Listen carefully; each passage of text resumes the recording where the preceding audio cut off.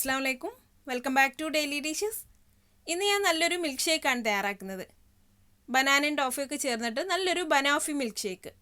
Guest ഒക്കെ വരുമ്പോൾ നമുക്ക് കുറച്ച് ഡിഫറൻ്റ് ആയിട്ട് നല്ല ടേസ്റ്റി ആയിട്ട് തയ്യാറാക്കി കൊടുക്കാൻ പറ്റിയ ഒരു മിൽക്ക് ഷേക്ക്. അപ്പോൾ നമുക്കിത് എങ്ങനെയാണ് തയ്യാറാക്കി എടുക്കുന്നത് നോക്കാം. അപ്പോൾ ഞാനിപ്പോൾ 3 ഗ്ലാസ് മിൽക്ക് ഷേക്ക് ആണ് തയ്യാറാക്കുന്നത്. 3 ഗ്ലാസ് മിൽക്ക് ഷേക്ക് തയ്യാറാക്കാൻ വേണ്ടി 2 ബനാന എടുത്തിട്ടുണ്ട്. നമ്മൾ ഫിലിപ്പൈനി ബനാന എന്നൊക്കെ പറയുന്ന ഈ ഒരു ബനാനയാണ് നമുക്ക് വേണ്ടത്. അതല്ലെങ്കിൽ റോബസ്റ്റ് എടുക്കാം. പിന്നെ ഇതിലേക്ക് വേണ്ടത് പാലാണ്. ഇതിപ്പോൾ 2.5 ഗ്ലാസ് പാല് ഫ്രീസറിൽ വെച്ചിട്ടൊന്ന് കട്ടിയാക്കി എടുത്തിട്ടുണ്ട്. പിന്നെ ഇതിലേക്ക് വേണ്ടത് ടോഫി. ഇത് ഞാനിപ്പോൾ കണ്ടൻസ്ഡ് മിൽക്ക് വെച്ചിട്ടുള്ള ടോഫിയാണ് തയ്യാറാക്കിയിട്ടുള്ളത്. അപ്പോൾ നമ്മുടെ അടുത്ത് ഒരു ടിന്ന് കണ്ടൻസ്ഡ് മിൽക്ക് ഉണ്ടെങ്കിൽ നമുക്ക് നല്ല ഈസി ആയിട്ട് നല്ല ടേസ്റ്റി ആയിട്ടുള്ള ടോഫി തയ്യാറാക്കിയെടുക്കാം. ഒരു കുക്കറിൽ കുറച്ച് വെള്ളം ഒഴിച്ചിട്ട് അതിലേക്ക് പൊട്ടിക്കാത്ത ഒരു ടിന്ന് കണ്ടൻസ്ഡ് മിൽക്ക് വെച്ച് കൊടുക്കാം. ഈ ടിന്നിനേക്കാളും കുറച്ച് മുകളിലായിട്ട് വെള്ളം നിൽക്കണം. ഇനി ഈ കുക്കർ മൂടി വെച്ചിട്ട് ഒരു വിസിൽ വരുന്നവരെ ഹൈ ഫ്ലെയിമിൽ വെച്ച് കൊടുക്കാം. ഒരു വിസിൽ വന്ന ശേഷം തീ കുറച്ച് വെച്ചിട്ട് ഒരു 25 മിനിറ്റും കൂടെ വെച്ച് കൊടുക്കണം. 25 മിനിറ്റ് ആയിട്ടുണ്ടെങ്കിൽ തീ ഓഫ് ചെയ്തിട്ട് അതൊന്ന് തണുത്ത ശേഷം പുറത്തെടുത്താൽ മതി. ചൂടൊക്കെ മാറിയ ശേഷം ടിന്ന് തുറന്ന് നോക്കിയിട്ടുണ്ടെങ്കിൽ കളറൊക്കെ മാറി നല്ല ടോഫിയായി വന്നിട്ടുണ്ടാവും.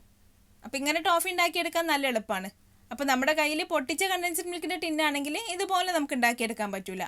അപ്പോൾ നമുക്ക് ഈ കണ്ടൻസ്ഡ് മിൽക്ക് ഒരു സോസ് പാനിൽ ഒഴിച്ചിട്ട് ചെറിയ തീയിൽ വെച്ചിട്ടൊന്ന് കുറുക്കിയെടുത്താൽ മതി. അപ്പോൾ ഇതുപോലെ തന്നെ നല്ല ടോഫി ആയിട്ട് കിട്ടും. ഇനി നമുക്കൊരു മിക്സിയുടെ നമ്മൾ ജ്യൂസൊക്കെ തയ്യാറാക്കാൻ എടുക്കുന്ന ജാറിലേക്ക് നമ്മൾ കട്ടിയാക്കി വെച്ചിട്ടുള്ള പാല് ചേർത്ത് കൊടുക്കാം.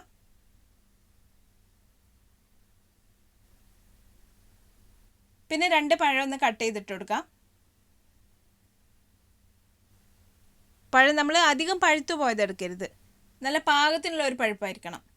പിന്നെ ഇതിലേക്ക് ഒരു 5 ടേബിൾ സ്പൂൺ ടോഫി ചേർത്ത് കൊടുക്കുന്നുണ്ട്. ഇനി ഇതിൽ നമുക്ക് അധികം പഞ്ചസാര ഒന്നും ചേർത്ത് കൊടുക്കേണ്ട ആവശ്യം വരില്ല. നമുക്കിതെല്ലാം ഒന്ന് അടിച്ചെടുത്ത് നോക്കിയിട്ട് ആവശ്യമുണ്ടെങ്കിൽ മാത്രം പഞ്ചസാര ചേർത്ത് കൊടുത്താൽ മതി. പിന്നെ ഇതിൽ വേണമെങ്കിൽ നമുക്ക് കുറച്ച് വാനില ഐസ്ക്രീമും കൂടെ ചേർക്കാം. എന്നിട്ട് ഇത് നന്നായിട്ടൊന്ന് അടിച്ചെടുക്കാം. ഞാനിപ്പോൾ വാനില ഐസ്ക്രീം ഇത് സെർവ് ചെയ്യുന്ന സമയത്ത് ഗ്ലാസിൻ്റെ മുകളിലായിട്ട് വെച്ച് കൊടുക്കുകയാണ് ചെയ്യുന്നത്. അതല്ലെങ്കിൽ നമുക്ക് ഇതിൻ്റെ കൂടെ തന്നെ അങ്ങ് അടിച്ചെടുക്കാം. ഞാനിതിപ്പോൾ അടിച്ചെടുത്ത് വെച്ചിട്ടുണ്ട്. ഇനി നമുക്ക് മധുരമൊക്കെ നോക്കിയിട്ട് ആവശ്യത്തിനനുസരിച്ച് പഞ്ചസാര അല്ലെങ്കിൽ ടോഫിയോ ചേർത്തിട്ട് ഒന്നും കൂടി അടിച്ചെടുക്കാം. ഞാനിപ്പോൾ ഇതിലേക്ക് 1 ടേബിൾ സ്പൂൺ പഞ്ചസാരയും കൂടി ചേർത്തിട്ട് ഒന്നും കൂടി അടിച്ചെടുക്കുന്നുണ്ട്. ഇപ്പോൾ നമ്മുടെ മിൽക്ക് ഷേക്ക് റെഡി ആയിട്ടുണ്ട്. കട്ടിയൊക്കെ ഇപ്പോൾ നല്ല പാകത്തിനായിട്ടുണ്ട്. ഇനി കട്ടി കൂടുതലുണ്ടെങ്കിൽ കുറച്ച് പാലും കൂടെ ചേർത്തിട്ട് ഒന്നും കൂടി അടിച്ചെടുത്താൽ മതി. ഇതിപ്പോൾ നല്ലൊരു ലൈറ്റ് ടോഫി കളറായി വന്നിട്ടുണ്ട്. ഇനി നമുക്കിതൊരു ഗ്ലാസ്സിലേക്ക് ഒഴിച്ചു കൊടുക്കാം. ഗ്ലാസ്സിൽ ഞാൻ കുറച്ച് ടോഫി സോസ് ഒഴിച്ചിട്ടൊന്ന് ചുറ്റിച്ച് വെച്ചിട്ടുണ്ട്. അതിലേക്ക് ഇനി നമുക്ക് ജ്യൂസ് ഒഴിച്ചു കൊടുക്കാം. ഗ്ലാസ് നിറയെ ഒഴിക്കേണ്ട, ഇതിൻ്റെ ഒരു 1/4 ഭാഗത്തോളം ഒഴിച്ചു കൊടുത്താൽ മതി. പിന്നെ ഇതിൻ്റെ മുകളിലായിട്ട് നമുക്ക് കുറച്ച് വാനില ഐസ്ക്രീമും കൂടെ ചേർത്ത് കൊടുക്കാനുള്ളതാണ്. അപ്പോൾ ഇനി ഇതിൻ്റെ മുകളിലായിട്ട് ഐസ്ക്രീം ചേർത്ത് കൊടുക്കാം.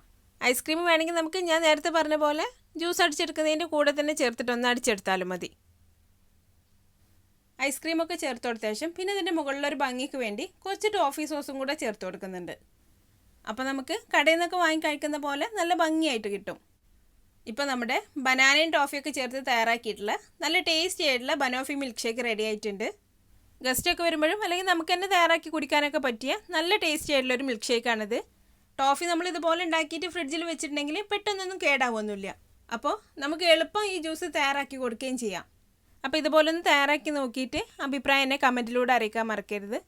നിങ്ങൾക്ക് എൻ്റെ വീഡിയോ ഇഷ്ടമായാൽ ലൈക്ക് ചെയ്യാനും ഷെയർ ചെയ്യാനും കമൻറ്റ് ചെയ്യാനൊന്നും മറക്കരുത്. അപ്പോൾ അടുത്ത നല്ലൊരു റെസിപ്പി ആയിട്ട് വീണ്ടും കാണാം. Thanks for watching this video.